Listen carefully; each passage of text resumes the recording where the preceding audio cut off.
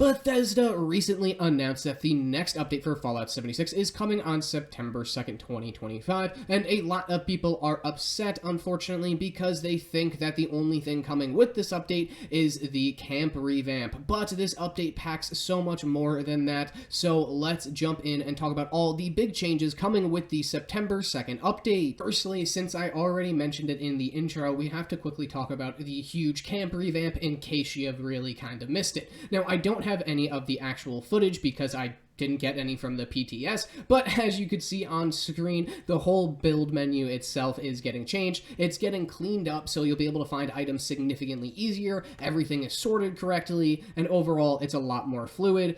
Before, you would have to take a 5-minute break every time you wanted to look for a specific item, especially if you didn't know exactly what category that item fell into. Like, if it's a light, but technically it's a floor decor, so you have to go all the way to the bottom of the floor decor. Very frustrating. But now you'll be able to get it significantly easier. If you do want to see footage of the actual changes of the build menu and everything like that, and how fluid the building is now, I'll link a Mr. West Tech video in the description. He does a great job breaking it down, the whole new menu, and again, like the whole new build system and everything like that. Now, on top of changing the whole entire build system and just kind of revamping that section of it, Bethesda is becoming significantly more lax on the building rules, so you won't have to stack items or jump through hoops to place anything inside of your camp. You could simply just place things where you want, and overall, the whole building process is significantly smoother, especially for all of those people, again, that do want to participate in the new camp contest that's coming out, or just really only care about building new camps in Fallout 76. And also, the free cam building is also getting a huge tweak that not too many people are talking about, but it's now super, super useful. I know it was useful before, but it's significantly more useful because of how smooth it is. Overall, everything just kind of got painted over with a nice coat of fresh paint, I would say. If you didn't like the building before because of how clunky it was, or you just didn't like the Fallout 4 building or anything like that, try the new building when it comes out on the update. I promise you, it'll be a significantly better experience for you. But if you really don't care about the building, don't worry, there's much more in this update, like I said, so let's focus on the actual gameplay changes. The first change that I had to mention that everyone pretty much knows about isn't really that significant of a change considering it happens every 3 to 4 months, but the newest season of Fallout 76 is coming out. The Modern Living season is dropping in September with the new update.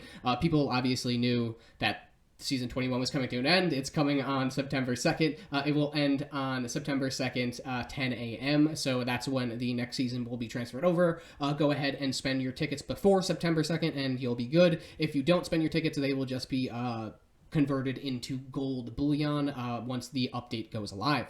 So this season will focus mainly on, you could probably guess it, Modern Living. It's the camp update, so obviously the season will have a lot of camp building items in there. I mean, it's okay, all of them. I would say they're actually all pretty cool. If you don't want a ripped up sofa with pee on it, then this is probably the update for you, especially if you don't like spending atoms in the atomic shop. I'm obviously just not the biggest builder in the entire world. However, though, if you do want to check out the camp items before the season drops, check out the description. It will have a link to the NukaKnights article that goes over all of the new season items and everything like that, and also check their YouTube channel. They also have a video showing all the items and going over everything. But if you are excited for camp building, this is for you. I probably will participate heavily in this season just because I do enjoy a decent amount of the camp items, especially like the jukebox and everything like that. I genuinely do think that those are some pretty decent items. And again, if you want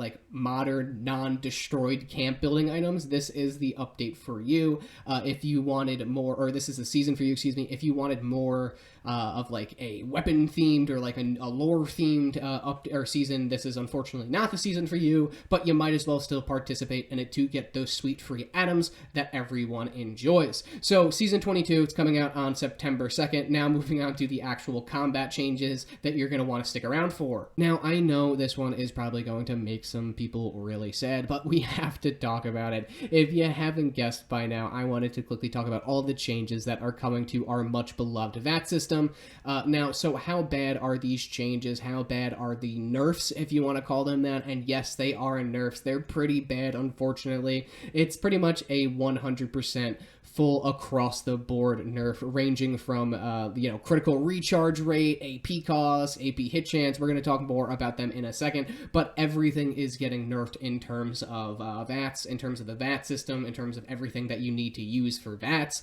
Everything is getting nerfed. Same thing with perk cards. They're changing perk cards. They're getting rid of some perk cards in order to nerf VATS a little bit more, which is just kind of insane considering how vital VATS has been to the Fallout franchise. But, so like I said, critical recharge rate is getting nerfed. You won't be able to chain VAT crits like you were able to in the past. You'll have to achieve a few more hits in VATS before. So normally, if you had a fixer and if you ran a full VAT sneak build, you would be able to get a critical hit in VATS every 2 shots with the fixer that you score on a super mutant, let's say. But now it'll take you 4 to 6 hits to refresh that VATS critical meter with the same weapon, unfortunately, so you won't be able to chain those VATS criticals anymore. So this pretty much takes away 25% or 50% of your total damage, unfortunately. So that's a big hit. And then on top of that, that would suck alone, but on top of that, the next change is going to be the AP cost. Now, every single weapon is pretty much having its VATS AP cost increased, so you'll be able to get less hits in VATS with the same exact weapon. So you'll be able to shoot them less because the AP costs more, so you'll have to go run through your AP bar significantly faster, and then you also will have to hit them more in order to get your critical refresh rate to go back up. So you're kind of you're kind of screwed in between those. And then obviously there has to be a cherry on top. The final selection of VATS that I had to mention, the nerfs at least, is the fact that all weapons will also have their VATS hit chance lowered, and it'll now be more difficult to hit an enemy in VATS, period. So it takes you longer to get a crit off, your AP cost is higher for every weapon, and it's now harder to attack an enemy in VATS. So VATS is 100% getting a complete nerf. However, there is at least a small positive to this. They are buffing non-VATS attacks. So on the bright side, Bethesda did buff some non-VATS combat. The weapons have a lot less sway when you're firing them, recoil when you're firing them outside of VATS. The firing system / aiming system feels a lot smoother. Bethesda actually made this Fallout feel like an FPS now in terms of outside of VATS combat, and they finally changed how the sights work. They are actually useful. They're like normal first-person shooter sights now. It makes sense to use them. All of the scopes, you could actually zoom in and use them successfully. Normal melee, non-VATS melee is getting a huge buff when it comes to with the super sledges and everything like that. They're buffing how fluid the attacks are and also how much damage all those weapons are doing. So non-VATS gameplay is getting a huge buff. You could successfully kill groups of enemies outside of VATS with a normal machine gun now. You don't need to have a heavy weapon and just spray and pray, and you don't need to use VATS. You could actually just aim at a target, shoot, and the target will probably die if you're doing enough damage. So that's a positive. Also included inside of this update is the final weapon category rebalance, and I'm talking about the heavy weapon Bulletstorm update. If you know, you know, but that's right. If you didn't know, the heavy weapons will be getting their own onslaught / furious mechanic, which is going to be absolutely insane, and finally bring heavy guns back from the verge of death. But as you can see on screen now, it's basically the same exact thing as the onslaught mechanic that was added for all of the Commando weapons and everything, but instead of hitting an enemy, it has to do with spending ammo. So just real quick, at its base level, you could gain 1 stack of Bulletstorm for every 50 bullets spent from a heavy weapon. Well, I guess really from every weapon, but you're kind of only going to be able to get 50 bullets or more off inside of a heavy weapon, so just keep that in mind. You can technically use them with ever weapons, I believe, but heavy weapons are kind of the only ones that work. But you can get up to 10 stacks of Bulletstorm at the base level. So rank 1, it gives you 30% extra damage for the 10 stacks, so that's 30% extra damage. Rank 2, it gives you 2%, or it gives you 6% extra damage, per stack, so that's 60% total extra damage. And then rank 3, it gives you 9% extra damage per stack, so that's 90% total damage. And then there are perks that increase your stack limit and then also reduces the cooldown of stack decay, so you could go well above a 100% damage bonus and not have to worry about reloading. This is probably the biggest change in terms of combat with this update. I feel like a lot of people are kind of forgetting about this,